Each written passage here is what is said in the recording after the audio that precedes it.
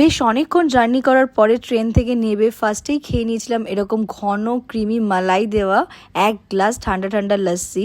আর তারপর ব্রেকফাস্ট করে নিয়েছিলাম এরকম ছোলার ডালের পুর দেওয়া নিরামিষ কচুরি দিয়ে। ফার্স্টেই আপনাদেরকে বলি এই লস্যিটার কথা। লস্যিটা দুর্দান্ত লেগেছিল আমার, প্রচন্ড ক্রিমি ছিল, ঠান্ডা ঠান্ডা। আর এর ওপরের মালাইটা কিন্তু যথেষ্ট মোটা লেয়ারের ছিল। পার গ্লাস লস্যি 30 টাকা পড়েছিল। লস্যিটা কিন্তু সত্যি এক কথায় ফাটাফাটি খেতে ছিল। আমার এক ভাইয়ের বন্ধু কিন্তু ওর বাড়ির আশেপাশে খাবার দাবার গুলো খেয়ে একটা ছোট্ট ফুড ব্লগ বানাতে বলেছিল, তাই এখানে যাওয়া। সোনারপুর লস্যি ভান্ডার দোকানটা রয়েছে সোনারপুর পুলিশ স্টেশনের এক্স্যাক্টলি ডান দিকে। তারপর ব্রেকফাস্ট করে নিয়েছিলাম সোনারপুরের বন্ধনের কচুরির দোকানের থেকে গরম গরম কচুরি আর নিরামিষ আলুর তরকারি। এই কচুরিগুলোতে প্রচুর পরিমাণে ডালের স্টাফিং ছিল আর তরকারিটা জাস্ট অসাধারণ খেতে ছিল। 2 পিস কচুরি খেলে একজনের কিন্তু এনাফ আমি মনে করি। পার পিস কচুরি এখানে 10 টাকা করে পড়ছে। সোনারপুর স্টেশন থেকে 5 মিনিট হাঁটলেই কিন্তু দোকানটা। Sonarpur food tour video part 2 খুব শীঘ্রই পোস্ট করবো। Like, follow, share